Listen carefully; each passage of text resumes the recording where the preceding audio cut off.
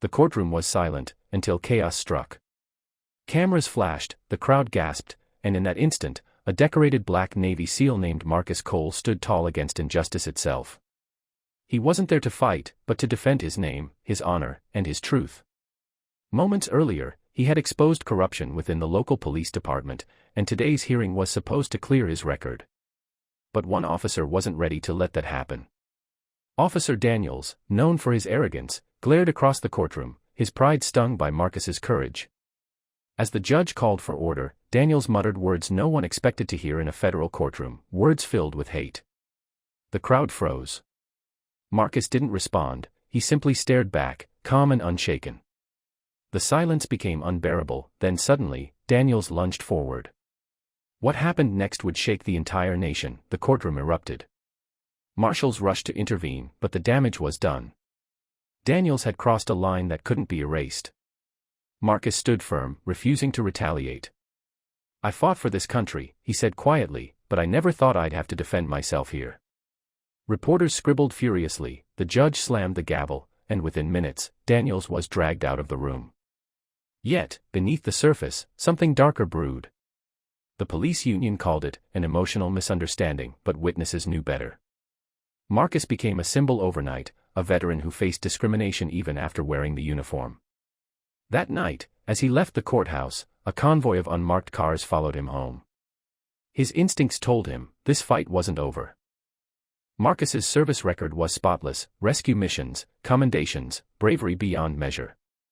But now, he was being portrayed as unstable by the very system he once protected. Sitting in his small apartment, he watched the news play clips of the courtroom chaos. "Former Navy SEAL involved in court altercation," one anchor said. They twisted the story, cutting out the truth. But Marcus wasn't alone. Across town, retired Colonel Anderson, his former commanding officer, watched the same broadcast. He knew Marcus's integrity better than anyone.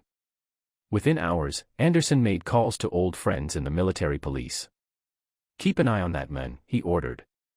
"If the local police can't protect him, we will." Morning came with flashing lights. Marcus's home was surrounded by local officers, search warrant in hand. He didn't resist, he simply stood at his door, calm but disappointed. "You're making a mistake," he told them. But they pushed inside, claiming they had evidence linking him to a disturbance. In reality, it was retaliation. They wanted to break his spirit. One officer, younger and nervous, whispered, "Sir, I know who you are." "I'm sorry." Marcus gave him a faint smile. "Then do what's right." The search turned up nothing, but the intimidation worked. Or so they thought. Because that same afternoon, Colonel Anderson received an encrypted call, "We're moving in. It's time to bring him home." Back at the courthouse, Daniels sat in a holding cell, furious. "He embarrassed me in front of everyone," he spat. His superior warned him to stay quiet, but Daniels wasn't listening. He had friends in high places, and he made a call of his own, one that would set off a chain reaction he couldn't control. Meanwhile, Marcus was summoned back to court for a follow-up hearing. The air was tense as he entered. Every eye followed him. But this time, he wasn't alone. Two plainclothes military officers sat quietly in the back row, watching, waiting. The hearing began. Marcus spoke with calm precision, recounting how the confrontation began and ended.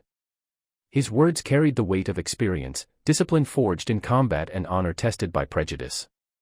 The judge listened, visibly moved. But just as Marcus finished, Daniels was escorted in, still defiant. "You think your medals make you untouchable," he sneered. The courtroom buzzed again. The judge warned him to stand down, but Daniels stepped closer, voice rising. Then, in front of everyone, he did the unthinkable, he struck Marcus across the face. Gasps filled the room. For a heartbeat, time stopped. Marcus didn't flinch. His hands stayed by his sides. The crowd erupted, cameras rolling, shouts filling the air. The judge screamed for order. But before the bailiffs could react, the double doors slammed open, military police in full uniform marched in. "Stand down," the lead officer barked. The entire courtroom froze. Daniels turned, confused. "What's this?" he demanded. The lead MP stepped forward, holding a sealed military warrant. "Officer Daniels, you are under federal investigation for obstruction, harassment, and assault on a decorated veteran." The tension shattered into stunned silence. Marcus stood there, still composed. The MPs surrounded Daniels, reading him his rights. The crowd began whispering, phones captured every second. The judge nodded approvingly. "Justice has a way of finding those who think they're above it," she said quietly. Daniels tried to resist, but the MPs escorted him out with firm authority. Reporters outside shouted questions, flashes lit up the hallway, and within minutes, the story went viral. Military police stormed courthouse after Navy SEAL assaulted. The world finally saw what Marcus had endured, and more importantly, how he handled it with dignity. Later that evening, Marcus sat in Anderson's office on base. "You did the right thing," Anderson told him. "You showed strength, not violence." Marcus nodded. "I didn't fight back because I wasn't fighting one man. I was fighting an idea." Anderson smiled. "And you won." The military offered him an advisory position to train younger officers in ethics and leadership, a chance to turn pain into purpose. Marcus accepted, realizing his journey had come full circle. Weeks later, Marcus stood before a group of new recruits. "Honor isn't given by rank," he said. "It's earned by how you treat people when no one's watching."